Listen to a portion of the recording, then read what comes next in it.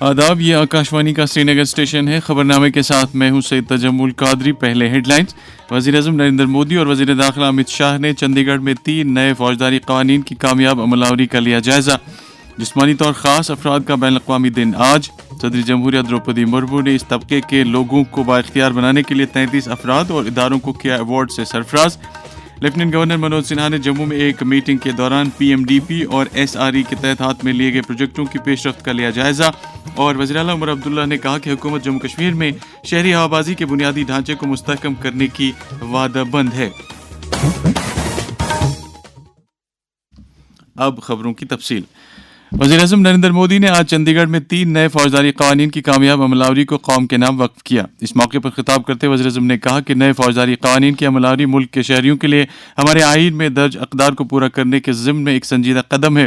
وزیر اعظم نے کہا کہ یہ نئے قوانین سے بھارت کو نوآبادیاتی نظام سے نجات حاصل ہوگی۔ انہوں نے چندی گڑھ میں نئے کرمنل قوانین کی کامیاب عمل آوری کے لیے پنجاب اور ہریانہ ہائی کورٹ کے وکلاء اور چندی گڑھ بار کے ارکان کو مبارکباد دی۔ اس موقع پر خطاب کرتے ہوئے مرکزی وزیر داخلہ امت شاہ نے کہا کہ 3 نئے فوجداری قوانین پورے ملک میں 3 برسوں کے اندر اندر نافذ کیے جائیں گے۔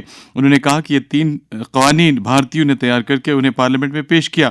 ان کا بنیادی مقصد لوگوں کو وقت پر انصاف فراہم کرنا ہے۔ اس سے پہلے نریندر مودی اور امت شاہ نے 3 نئے اصلاحاتی فوجداری قوانین بھارتیہ نیائے سنہتا، بھارتیہ ناگرک سرکشا سنہتا اور بھارتیہ سرکشا ساکشیہ ادھینم سے متعلق ایک نمائش کا بھی معائنہ کیا۔ حزب اختلاف کی جماعتوں نے آج یو پی کے سنبھل میں تشدد اور ایک معروف کاروباری گروپ کے خلاف مبینہ رشوت خوری کے الزامات کو لے کر احتجاج کرتے ہوئے لوک سبھا سے واک آؤٹ کیا۔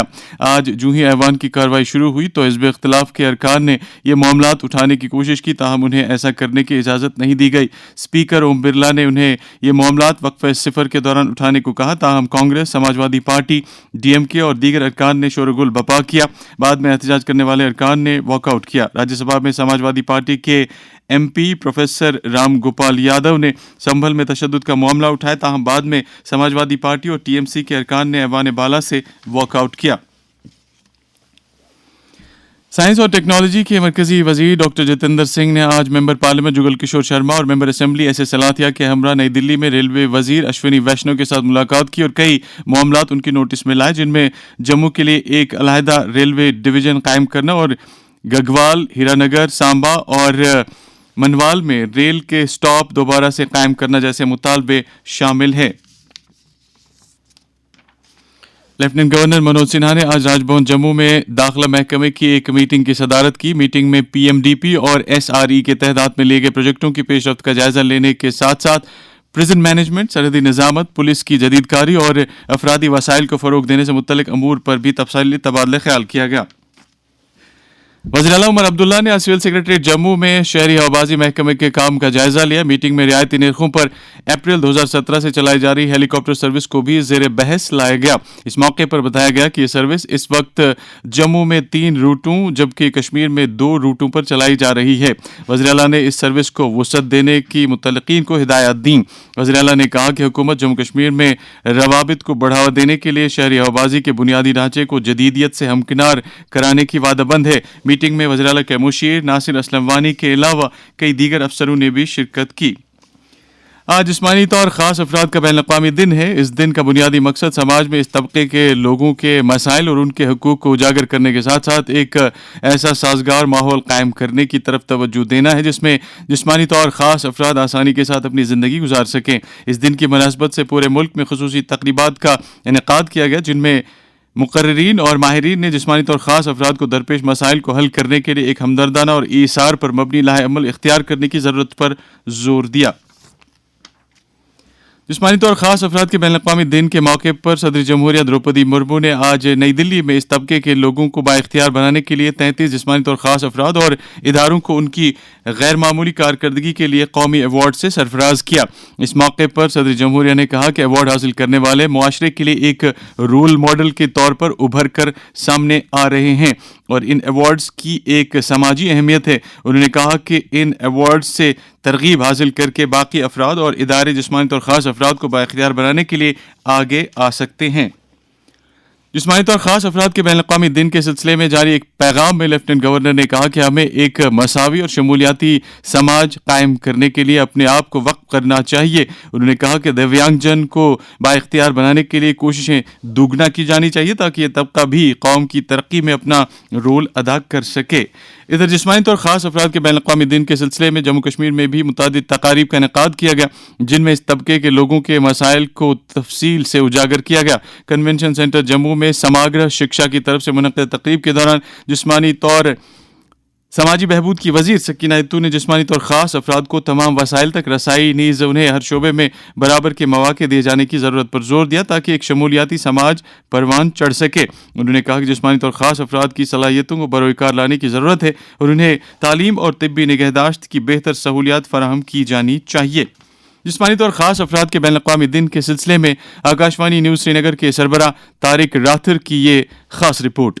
وزیر اعظم نریندر مودی کی طرف سے شروع کی گئی سگمیا بھارت ابھیان کے 9 برس آج مکمل ہو گئے ہیں. اپنی نوعیت کی اس منفرد مہم نے جسمانی طور خاص افراد کو بااختیار بنانے کے لیے ایک کلیدی رول ادا کیا ہے. اس ابھیان کے تحت دیویانگ جن کی ضروریات کو پورا کرنے اور ان کے حقوق کے تعلق سے بیداری پیدا کرنے کے ساتھ ساتھ ان کے لیے بنیادی ڈھانچے میں بہتری لانا بھی شامل ہے. جموں کشمیر ہینڈیکیپڈ ایسوسی ایشن نے یوٹی انتظامیہ سے اپیل کی ہے کہ اس طبقے کے لوگوں کے مسائل ترجیحی بنیادوں پر حل کیے جائیں. ہمارے خاص ڈیمانڈ ہے جو ہمارے لکھے پڑھے نوجوان ہیں ان کو روزگار نہیں مل رہا ہے تو ہم چاہتے تھے کہ جس طریقے سے SC ST OBC کو ورٹیکلی ریزرویشن ہے اسی طریقے سے ہم لوگوں کو بھی دیا جائے.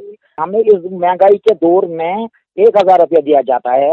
آج کل کے زمانے میں 1,000 روپیہ کو ایک جسمانی طور نہ کے وہ کیا کریں گے. ساتھ ساتھ ہمارے جو بال بچے ہیں وہ پڑھنا چاہتے ہیں. ہم چاہتے ہیں کہ سرکار ان کو مفت تعلیم دے دیا جائے. آکاشوانی نیوز کے ساتھ بات کرتے ہوئے commissioner for persons with disabilities Mohammad Iqbal Lone نے اس طبقے کے لیے کیے جا رہے حکومت کے فلاحی اقدامات کے بارے میں کہا. جب سے قانون نیا 2019 کے بعد آیا جسے ہم RPWD ایکٹ کہتے ہیں، rights for persons with disability act, جو سوشل ویلفیئر ڈپارٹمنٹ ہمارا محکمہ امپلیمنٹ کرتا ہے، اس میں 21 ڈسپلنز آف ڈسیبلٹیز کا ذکر ہے.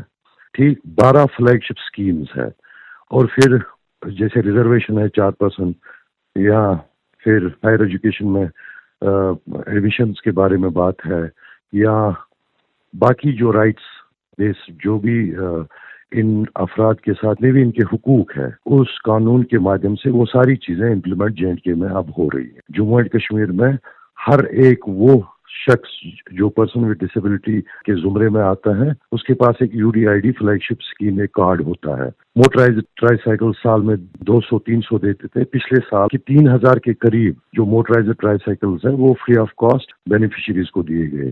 اور اس سال بھی social welfare department motorized tricycle ہی نہیں بلکہ موٹرائزڈ ویل چیئرز بھی دے رہے ہیں. مرکزی اور UT حکومتیں ملک کے ساتھ ساتھ جموں کشمیر میں بھی جسمانی طور خاص افراد کو آگے بڑھنے کے مساوی مواقع فراہم کرانے اور ان کے معیار زندگی میں بہتری لانے کی طرف مسلسل توجہ دے رہی ہے. آکاشوانی نیوز کے لیے میں طارق راتھر. یہ خبریں آپ آکاشوانی سری نگر اسٹیشن سے سماعت کر رہے ہیں.